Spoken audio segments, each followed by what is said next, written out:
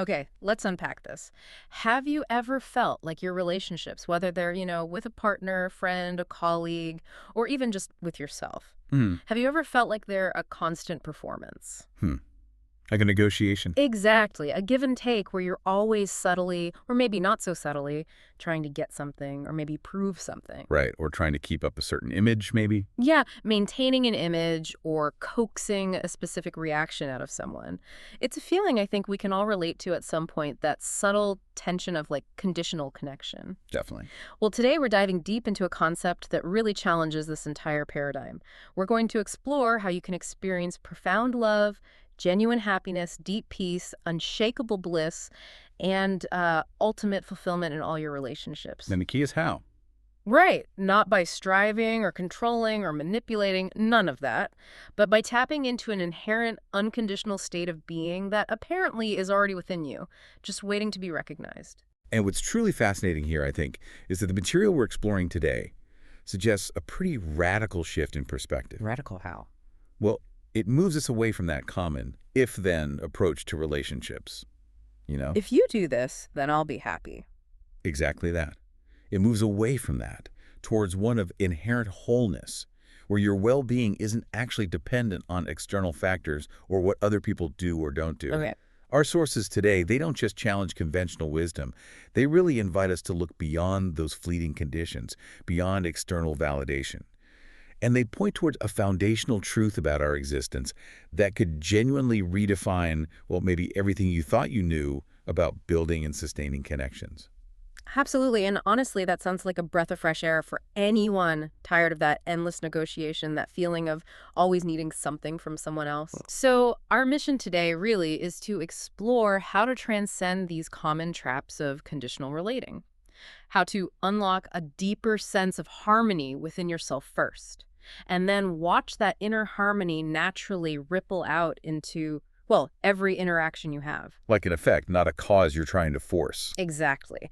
We're going to try and give you a shortcut, if you like, to understanding how to live and relate from what the sources call a sure foundation. A sure foundation. Yeah, no strings attached, no hoops to jump through, no hidden agendas, just relating from a place of inherent wholeness. And at the very heart of this deep dive is a central, almost revolutionary idea. You could call it a core mantra, maybe. Okay, what is it? I am in harmony with you as you are in harmony with me. Right. And this isn't just some feel-good statement or, wishful thinking. It's presented as a profound declaration of interconnectedness. It forms the bedrock of genuinely harmonious relationships. So it's suggesting a fundamental unity that's already there, underneath everything. Precisely. It implies that true harmony isn't something you create through effort or strategy or negotiation, but something you recognize by letting go of the illusion, the perceived separation between you and others. Okay, that sets a pretty high bar, but let's dive in. Where do we start with understanding this sure foundation? Okay, here's where it gets really interesting and maybe, like you said, a bit counterintuitive for some of us.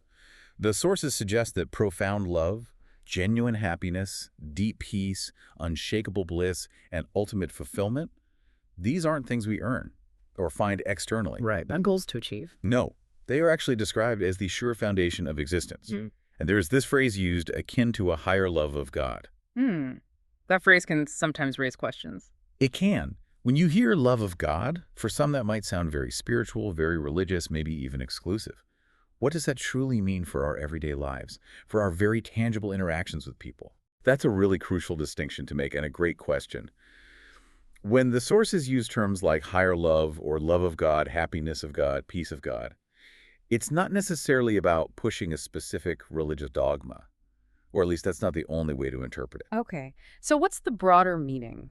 It seems to point towards a universal, boundless, unchanging source, something fundamentally good and supportive that underlies everything. Like the basic nature of reality itself. Exactly.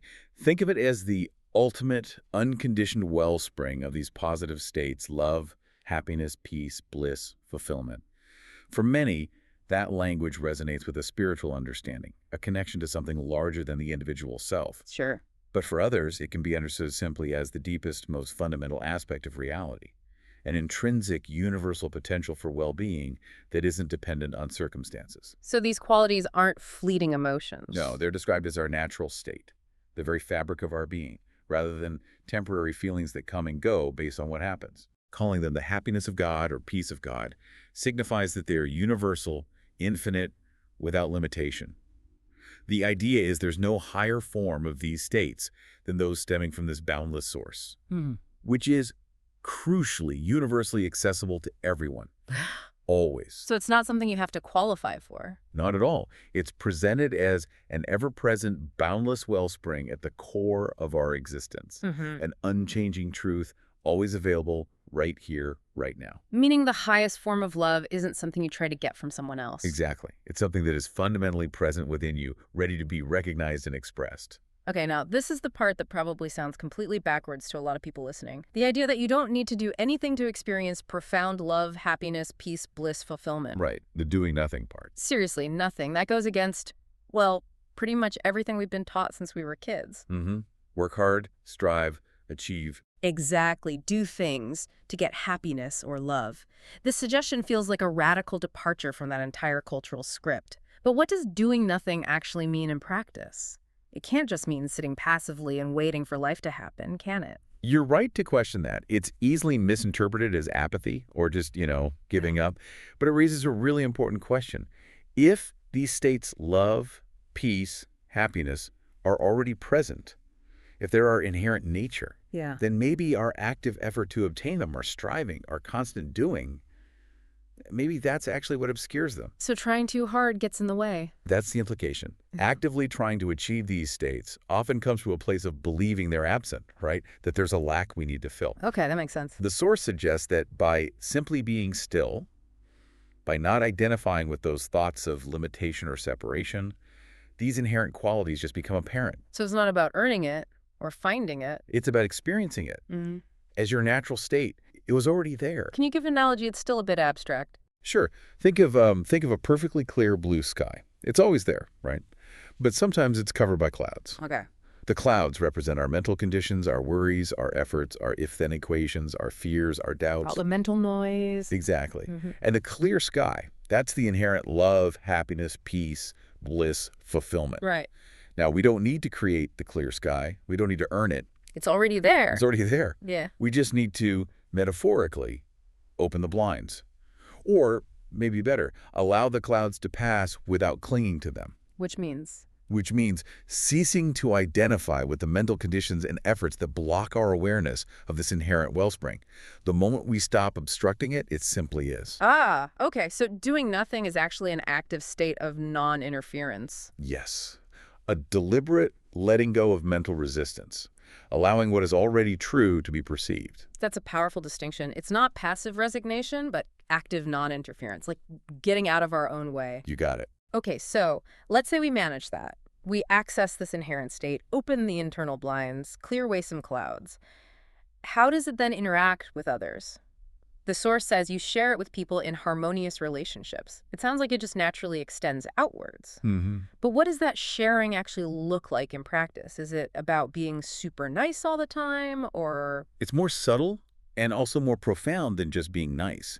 This sharing isn't like giving something away that you now have less of. It's not a finite resource. Or someone embodying profound joy, not putting it on, but really feeling it, can lift the spirits of those around them just by their natural enthusiasm.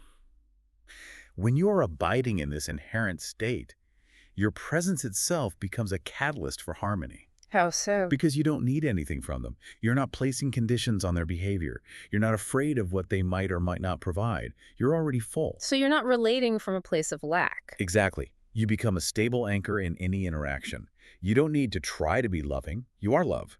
You don't need to try to be happy. You are happiness. And this naturally inspires a similar sense of ease and connection in others, simply by you being your true, unconditioned self. Okay, so that's the ideal. But what about how we typically operate? The source brings up this concept, often from sales and marketing. What's in it for me? The YFM mindset. Yes, YFM. This isn't just for business, is it? It seems to creep into everything. Really does. You see it in romance. What can my partner do for me? Friendships. What support can I get from this person? Even our own goals. That underlying question drives so much, doesn't it? And often so much disappointment.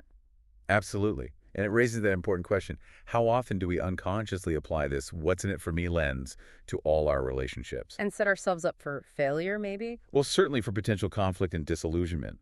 While YFM seems practical, maybe even necessary for self-preservation on the surface, it fundamentally places conditions on relationships. How so? When we enter any interaction, romance, friendship, business, asking what's in it for me, we immediately set up a framework of expectation. It becomes transactional. Right. A potential gain or loss for me. Exactly. We're viewing the other person or the relationship itself as a means to satisfy our needs or desires, rather than valuing them intrinsically or valuing the shared experience itself. It's about individual gain, not connection. Precisely. It subtly undermines the possibility of true harmony because the focus is inherently self-centered. And it goes deeper than just a mindset, doesn't it?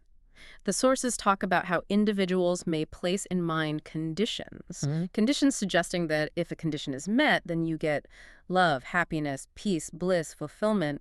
And if not, then you don't. Can you give some really relatable, everyday examples of how that plays out? We all do this, right? Consciously or unconsciously. Oh, absolutely. It's incredibly common. Think about these. If I get that promotion, then I'll feel truly fulfilled. Yep, heard that one. If my friend texts me back right away, then I'll know they care and I'll feel loved. Ooh, that's a modern classic. Isn't it? Or, if my family always agrees with my decisions, then I'll have peace. Unlikely. Exactly. Or, if my partner never challenges me, then we'll have pure happiness in our relationship. Right, setting ourselves up for disappointment. Precisely. When we base our inner well-being on these external conditions, we essentially hand over the remote control for our own love, happiness, peace, bliss, and fulfillment to other people and fluctuating circumstances. And then what happens? Then, as the source says, when the external condition doesn't seem to be met, the promotion doesn't happen, the text goes unanswered, the family disagrees, the partner challenges, we believe we cannot experience these states. We think happiness is impossible in that moment. We mistakenly conclude we are not love, happiness, peace, bliss, or fulfillment. But the source calls this belief an illusion. Why an illusion? Because, as we discussed, those inherent states are always present, independent of circumstances. It's the condition we've imposed in our mind that creates the perceived absence. Ah, so it's our if-then rule causing the suffering, not the external event itself. Exactly. Our mental construct creates the sense of lack, not the reality of our inherent being. That's a tough pill to swallow sometimes, but I see it. And it gets worse, doesn't it? When those conditions aren't met, the source says we might project this bias onto another individual, suggesting that they are not love, happiness, peace, bliss, fulfillment. It's like blaming the other person for our own perceived lack. Yes, that projection mechanism is key. You didn't do what I wanted, so you're the reason I'm not happy. Or, because you're not behaving how I expect, you're disrupting my peace.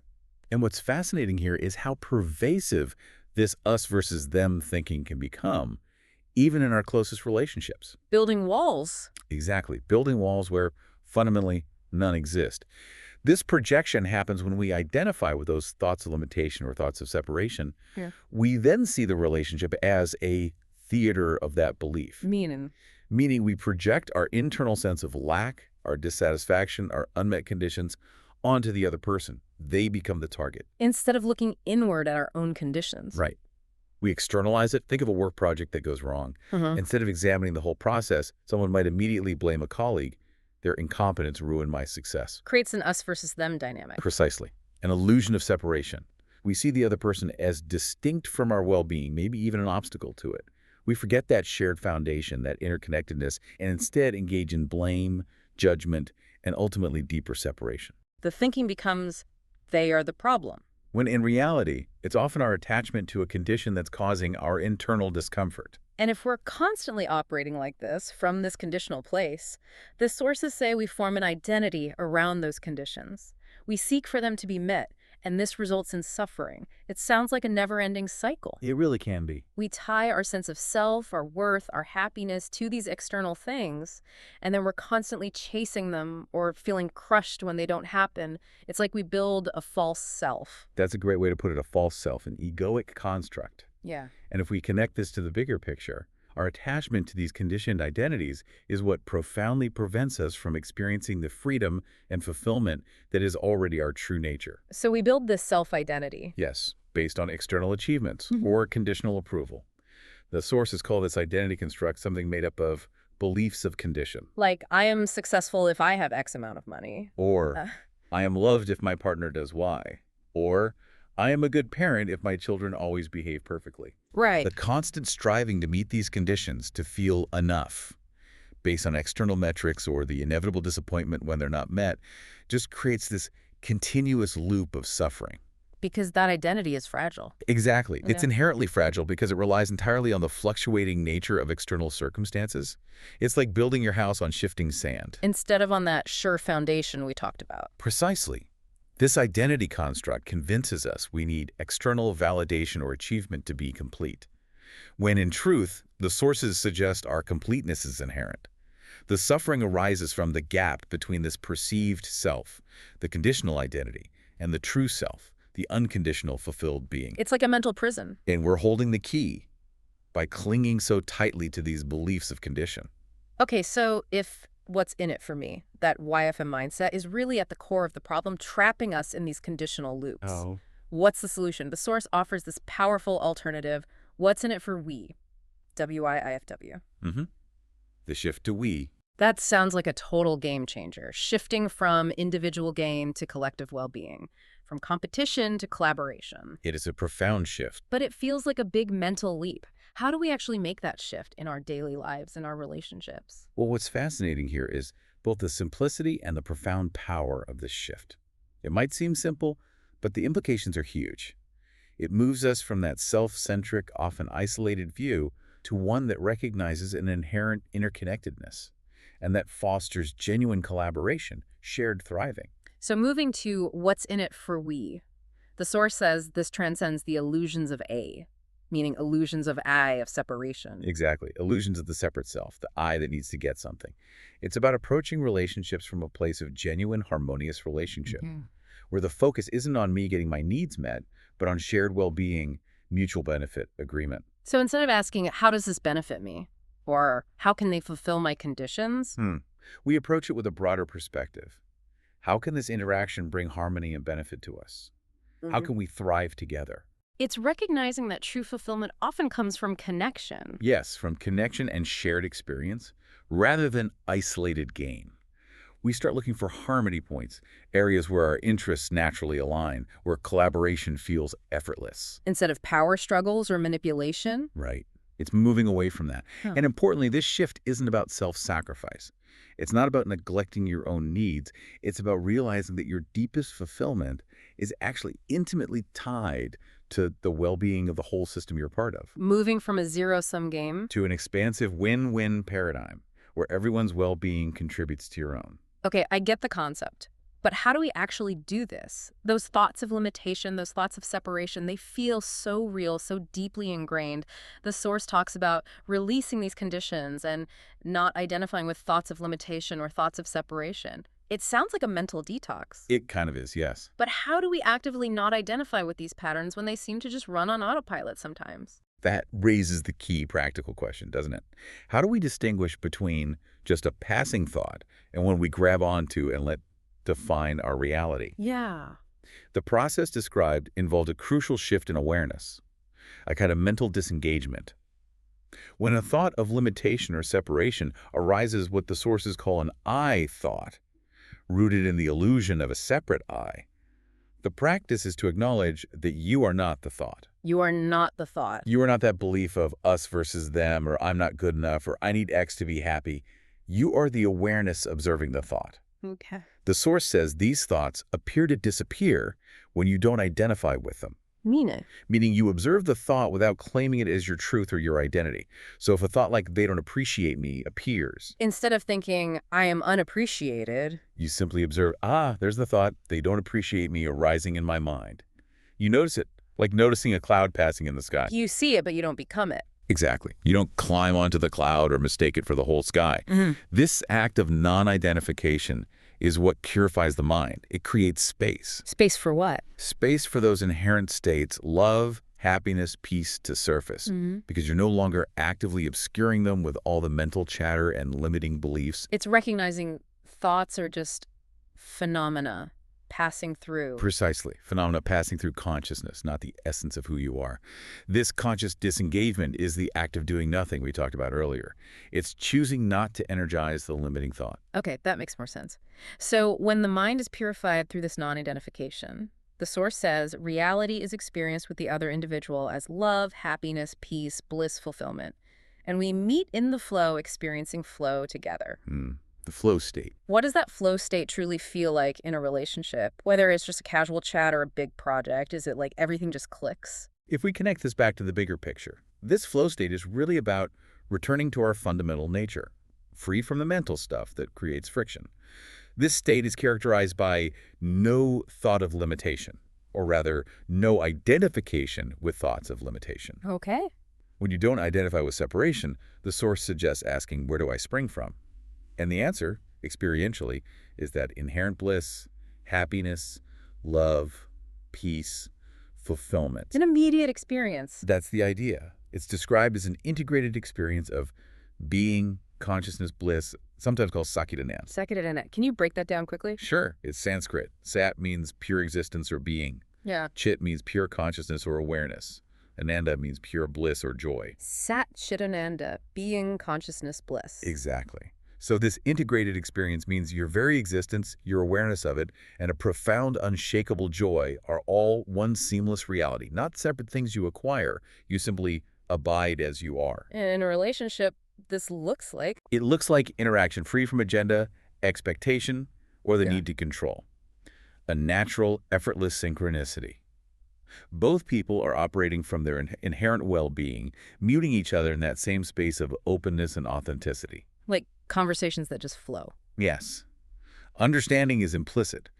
Disagreements, if they happen, are approached with a shared desire for harmony and understanding, not a need to be right or to win. Sense of unity. A profound sense of unity, ease, and spontaneous cooperation. Like two skilled dancers moving together perfectly. Not because they planned every step, but because they're just attuned to the music in each other. A harmonious dance. I like that. Now, the source also gives some very practical don'ts to help achieve this. The non-interference part again. Yeah. It says we get to this flow by not trying to control the other person, by not trying to play mind games, by not trying to put on a persona. No masks. No masks. And crucially, by not trying to judge the other person or judge yourself. That's a big one. Huge. Instead, it's about letting them be perfectly as they are, allowing yourself to be perfectly as you are, allowing the relationship to be perfectly as it is now. Radical acceptance. That's a massive shift from how many of us operate, always trying to manage perceptions or tweak the situation or the person. It is. And what's fascinating here is the power of that non-action. Again, it's not passive resignation. It's an active, conscious release of control. And that allows true harmony to emerge. That's the idea. This non-interference, this radical acceptance of self, other, and the relationship exactly as it is now, this purifies the subconscious mind. How does it purify the subconscious? By dismantling those ingrained conditions, those if-then beliefs, those identity constructs we built around them, by simply letting be. Yeah. You stop feeding the mental patterns and egoic desires that create friction, conflict, and separation. You stop projecting. You stop trying to make reality conform to your condition. Precisely. And this allows reality to be experienced as pure consciousness as it was in the beginning. Yeah. The source even connects this to that Genesis quote, the Aramaic version, let the light be, and the light was. Meaning pure consciousness, that inherent state of love, happiness, peace, bliss, fulfillment simply is. It reveals itself when we stop identifying with the thoughts of separation and limitation. Removing the mental filters. Exactly. The layers of expectation, judgment, allowing the natural, pure state of being to just be. It's not about changing others, but changing your internal relationship to them, which then transforms the whole dynamic. Accepting the present moment. Finding the perfection in it. Even when it looks imperfect on the surface, yeah. Okay, this leads perfectly into a really powerful statement from the source. You are enough, and we could say infinitely enough, as by doing nothing experientially, it's embodied love, happiness, peace, bliss, fulfillment. Infinitely enough. That completely redefines self-worth, doesn't it? It takes it away from external validation, from achievement. And roots it firmly in your inherent being. Yes, something you simply are, unconditionally. It's a massive shift from looking outside to recognizing what's inside. It really shifts the entire paradigm of self-worth. It's not about how much money you have, your job title, your relationship status, your possessions. None of that.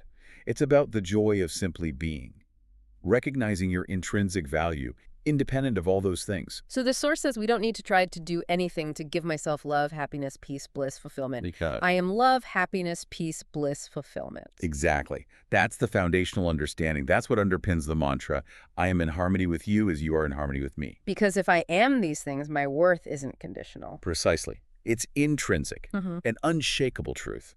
Recognizing this eliminates that constant striving, that endless internal monologue of, am I good enough? Leads to freedom. Incredible inner freedom and profound peace. You're not striving for these states. You're realizing you are them. And that removes the huge burden of needing external validation. And allows you to relate from fullness, not neediness. Exactly. You're sharing from your abundance, not trying to fill a void. Okay, now let's touch on desire again. The idea of being desireless can sound like, well, like giving up on life, like apathy. Right. It can sound negative. But the source reframes it beautifully. Anytime a desire arises, it's an acknowledgement of having.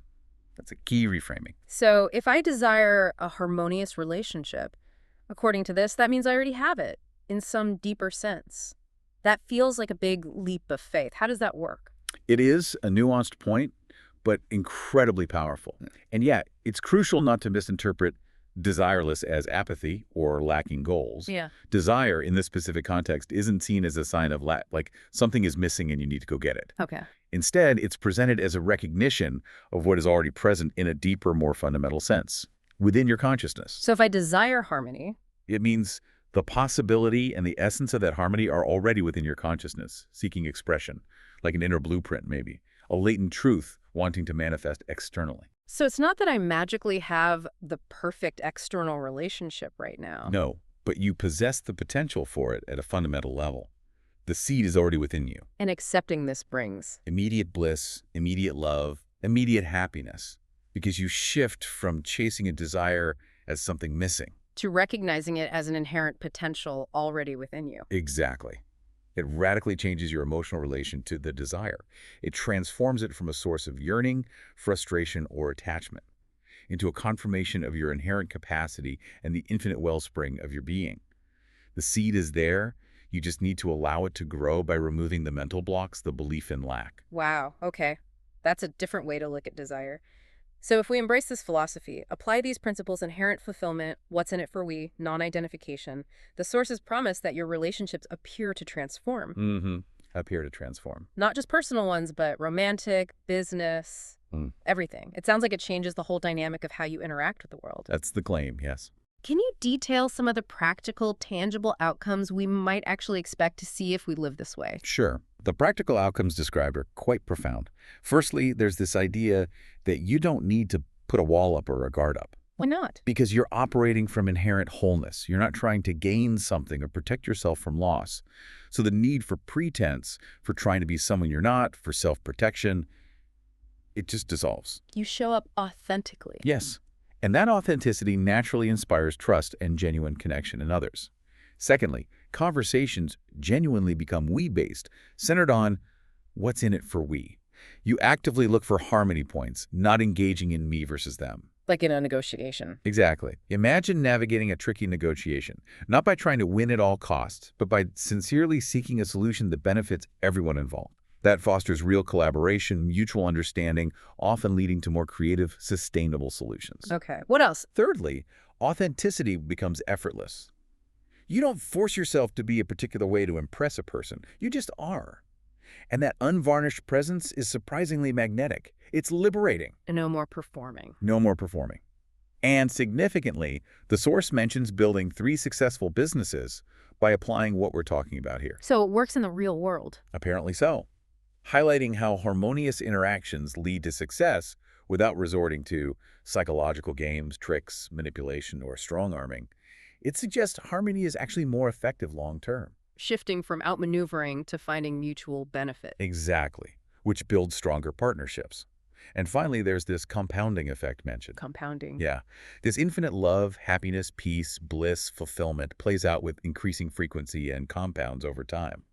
The more you live from this foundation, the more effortlessly harmonious things become. It's like an upward spiral. An upward spiral of well-being, authentic connection, and deep satisfaction. Like tending a garden, remove the weeds, nurture the soil, and it flourishes naturally. That's a huge promise, touching both personal and professional life. And the sources add that this state isn't just mental, but emotionally felt, physically felt. Yes, And crucially, it is done for you by grace, the grace of God. Now, what does grace truly mean in this context? It sounds like it's not about willpower. That's a beautiful point. And yes, grace here is tied directly to that doing nothing principle. Mhm. It's not necessarily about a specific religious doctrine, though it can be understood that way. So what's the core idea? It points to an inherent benevolent order within existence itself. It means these profound states, love, happiness, peace, manifest naturally, almost effortlessly. Not because we force them, but because we've stopped resisting them. Like the universe supports our well-being. That's the implication, that the universe, or God, as the source puts it, is intrinsically supportive of our highest good. When we align with that, things flow. Think of gravity again. You don't make the apple fall, you release it, and gravity does the work. Similarly, grace suggests that when we stop trying to control, stop identifying with limitations, allow ourselves to be as we are, these profound states are done for you. They arise spontaneously. Yes. Felt physically, emotionally, without struggle or needing external validation.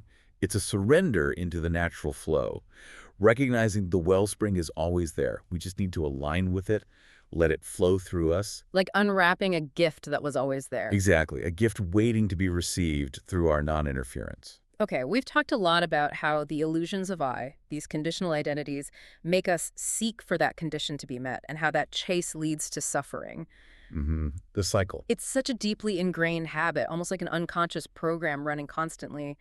How do we stop that cycle once and for all, especially when those conditions feel so real, so compelling in the moment? Well, the source offers a pretty radical answer to how quickly it can stop.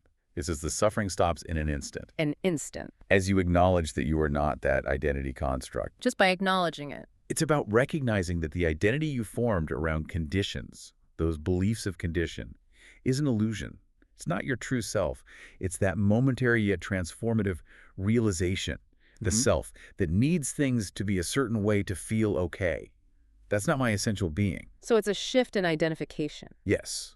By transcending those thoughts of limitation and moving towards what the source calls a void of thought, you step beyond the mental constructs that perpetuate suffering. What's this void of thought? Does it mean having no thoughts? Not necessarily stopping thoughts altogether, maybe more like shifting your attention. Think of your mind as the sky again, and thoughts as clouds.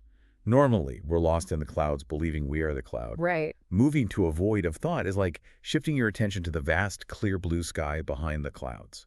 Recognizing you are the spacious awareness in which thoughts appear, not the thoughts themselves. Oh, okay. And in that relative stillness, that void, when you inquire, who is aware of this? The source says God is experienced, meaning that fundamental unconditioned awareness reveals itself. So what's fascinating here, as the source suggests, Is that the solution isn't adding something new, like a technique or skill. but releasing something. Yes, releasing the illusion that something is missing or that you are defined by your conditions. It's an immediate, fundamental shift in perception. Realizing the identity tied to conditions is just a mental story. Exactly. Not the boundless, fulfilled being you truly are.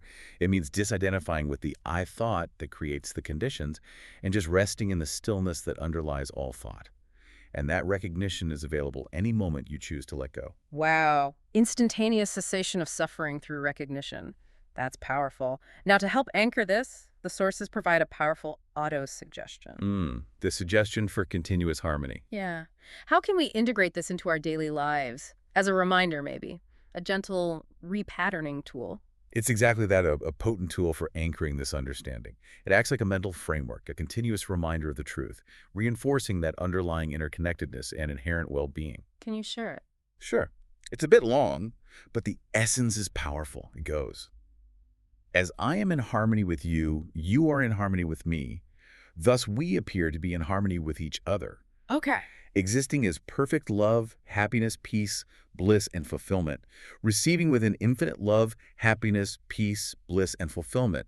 Now, for no reason. For no reason, I like that. Experiencing together the fruits of love, happiness, peace, bliss, and fulfillment as harmonious relationships, harmonious friendships, harmonious conversations, harmonious life experiences. It covers everything. Appearing to inspire all to appear to be in harmony with us, with increasing frequency on a continuous basis as far as the senses perceive. Wow, that's quite a statement. It is, and the key is, it's not meant as a forced affirmation, like trying to convince yourself of something untrue, or like a magic spell. Right. Instead, it's a profound declaration you can gently repeat. By regularly engaging with it, you're not trying to create harmony. You're reminding yourself of its fundamental presence. You're allowing your mind to align with the reality of your being, rather than the illusions of separation. Like tuning a radio to the right frequency. That's a good analogy. Yeah.